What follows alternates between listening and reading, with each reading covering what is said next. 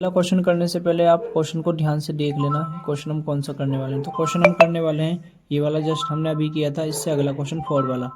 तो 4 वाले क्वेश्चन में आपको दिख रहा है एक मीनार के ऊपर एक झंडा लगा है। तो सबसे पहले इतना हम कर लेते हैं, एक मीनार बना लेते हैं और उसके ऊपर एक झंडा लगा देते हैं। ठीक है, एक मीनार के ऊपर एक झंडा लगा है तो लगाते हैं। तो यहाँ पर आप देख सकते हैं हमने एक मीनार बना लिया और इसके ऊपर एक झंडा लगा दिया है। बाकी अब हम आगे पढ़ते हैं क्या लिख रहा है सवाल में। तो यहाँ पे आप देखेंगे एक मीनार के ऊपर एक झंडा लगा है मीनार के आधार से 10 मीटर की दूरी पर। तो मीनार के आधार से 10 मीटर की हमें दूरी बना लेते हैं। तो मीनार का आधार ये है, इससे 10 मीटर की दूरी पर। तो ये हमारी दूरी हो चुकी है 10 मीटर। आगे देखते हैं क्या दे रखा है। 10 मीटर की दूरी पर मीनार तथा झंडे के शिखर के उन्नयन कोण क्रमशः 45 डिग्री और 60 डिग्री है।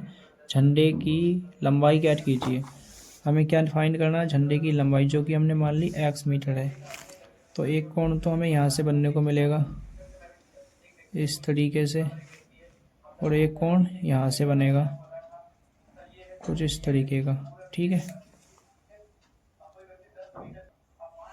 अब 45 डिग्री का कौन सा होगा, 45 डिग्री का तो ये वाला होगा, और 60 डिग्री का ये पूरा कोण बनेगा।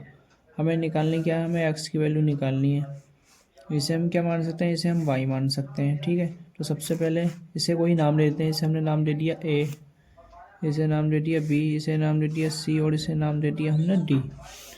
तो नाम हमने दे दिया है। अब सबसे पहले हमें कोई भी एक त्रिभुज ले लेना है। एक तो ये बड़ा वाला त्रिभुज बन रहा है, इसमें दो त्रिभुज बन रहा है। कौन कौन से, तो ऊपर लिख देते हैं त्रिभुज DAB। एक त्रिभुज तो ये बन रहा है, और एक त्रिभुज कौन सा बन रहा है, ABC। एक त्रिभुज ये बन रहा है। तो सबसे पहले हम देखेंगे ABC में, छोटे वाले त्रिभुज में। तो देखते हैं छोटे वाले त्रिभुज में ABC। तो यहाँ पे आपको लिख देना है सबसे पहले त्रिभुज, यहाँ पे आप लिख देना हल। त्रिभुज ABC में, तो त्रिभुज ABC में 45, हमें ऐसा मान लेना इसमें लंब आता हो और आधार आता हो। तो हमें पता है tan थीटा बराबर क्या होता है। tan थीटा बराबर आप जानते होंगे लंब, और बटे में आएगा आपके पास आधार। तो tan थीटा बराबर आपके पास ये होता है थीटा। थीटा की वैल्यू यहाँ पे दे रखी है 45। ABC त्रिभुज में थीटा की वैल्यू 45 है, और हमारे पास ये भी दे रखा है आधार। आधार कितना दे रखा है, आधार हमारे पास दे रखा है 10 मीटर। ये हमारे पास आधार भी दे रखा है। और tan थीटा, tan तो ऐसे कैसे लिखना है, थीटा की जगह हमें कितना फिल करना है 45।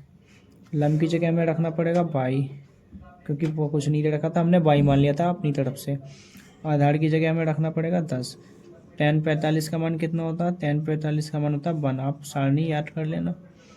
y और बटे में क्या है 10, 10 की मल्टीप्लाई 1 से हो जाएगी, तो 10 आ जाएगा y का मान। ये आप कह सकते हैं y बराबर हमारे पास आ चुका है 10। अब एक बार तो इस वाले त्रिभुज में कर लिया हमने। अब एक बार हमें लेना है बड़ा वाला त्रिभुज, ये वाला त्रिभुज DBA या ADB।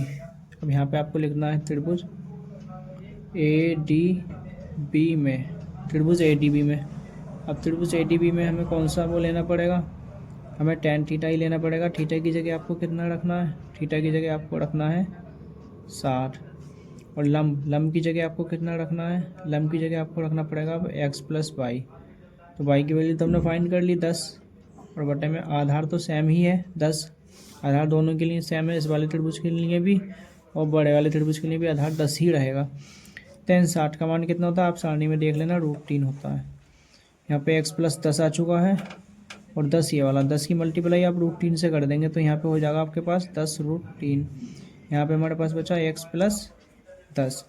हमें x की वैल्यू फाइंड करनी है, x को अकेला छोड़ना, 10 को इधर ले आएंगे, तो ये हो जाएगा 10√3 और ये माइनस का 10 बराबर में क्या बचा है x को इधर लिख लो। यहाँ से 10 हम कॉमन कर लेंगे, तो यहाँ पे बचेगा √3, यहाँ से 10 गया तो बचेगा 1।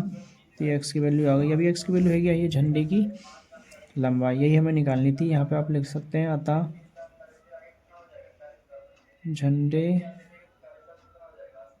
की लंबाई 10√3 - 1 मीटर है। तो फाइनली ये वाला सवाल हमारा कंप्लीट हो चुका है। अब देख सकते हैं इस सवाल को, ये सवाल किस तरीके से करना था और क्या दे रखा था इस सवाल में।